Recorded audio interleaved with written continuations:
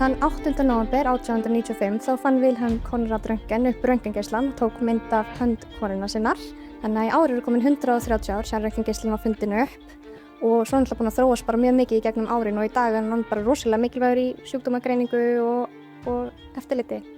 Þetta er röntgendeildin í Fossvogi og við tökum röntgenmyndir, tölvusneiðmyndir og segulómun og svo erum við með svona hreyfanleg röntgentæki sem geta farið út allan spítala og mynda þá sjúklingar sem eiga erfitt með að koma til okkar. Einu sinni þá var náttúrulega allt á filmu og nú er allt orðið stafrænt hjá okkur og svo erum við alltaf að vinna bara markvisst að því að reyna að minnka geislaskammta. Í röntgen þá tökum við mest svona útlimarannsóknir inn í Fossvogi og skoða þá beinbrot eða hvort fólk sé úr lið eða eitthvað svoleiðis, en tökum líka alveg lungu og kvið og oft í lungum þá erum við að skoða til dæmis hvort fólk sé með lungnabólgu eða loftbrjóst eitthvað svoleiðis. Í tölvusneiðmynd þá notum við sama tækni og í röntgen, það er svona jónandi röntgengeislun. Nema þá fáum við svona 3D view eða þannig af líkamannum og þá getum við skoða til dæmis æðarannsóknir eða nákvæmari mynd af líkamannum eða líka hægt að skoða beinbrot þar og hægt að sjá þá hvernig nákvæmlega brotið er. Í tölvusneiðmynd þá tökum við á móti öllum bráðatilfellum, þá til dæmis eins og ef fólk lendir í slysi eða fær heilablóðfall eða eitthvað svoleiðis, þá erum við alltaf með píp á okkur og ef það pípir, það kemur einhver bráðarannsókn, þá erum við mjög fljóta að hlaupa til og taka strax mynd til að sjá strax hvað er að. Segulómun, það er svolítið svona rannsókn sem tekur langan tíma. Það er engin jónandi röntgengeislun þar sem notar útvarpsbylgjur til þess að mynda og þá er hægt að fá svolítið svona nákvæma mynd af mjúkvefum.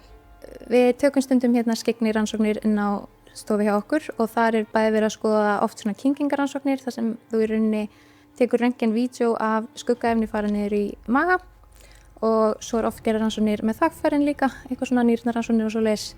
Og það er rauninni bara hægt að skoða þetta í rauntíma á vídeói.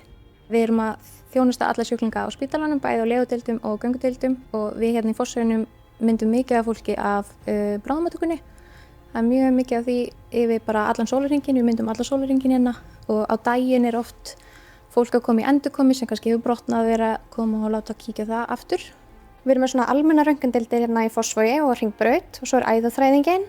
Og svo erum við brjóstamiðstöðina, ísotópana og svo geislameðferðina. Þar eru allstað geislafræðingar að vinna.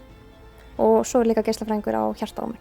Hérna á brjóstamiðstöðinni þá erum við með sérhæft myndgreiningatæki sem notar röntgengeisla til þess að taka myndir af brjóstum og það er mammografíutækið. Og deildin, brjóstamiðstöðin, hún skiptist í tvennt. Hún skiptist í þá skimun og greiningu þar sem heilbrigðir einstaklingar koma í reglubundið eftirlit og þá erum við að reyna að finna eitthvað sem þreifast ekki í brjóstinu. Og svo er hinn parturinn af deildinni, það er greiningin og þá eru það einstaklingar sem eru að koma með beiðni frá lækni, það eru þá konur sem eru að finna fyrir hnút eða eru með einkenni af brjóstakrabbameini. Svo eru einnig konur sem eru endur innkallaðar frá skimuninni og þá höfum við séð einhverja breytingu í brjósti eða grunur breytingu í brjósti.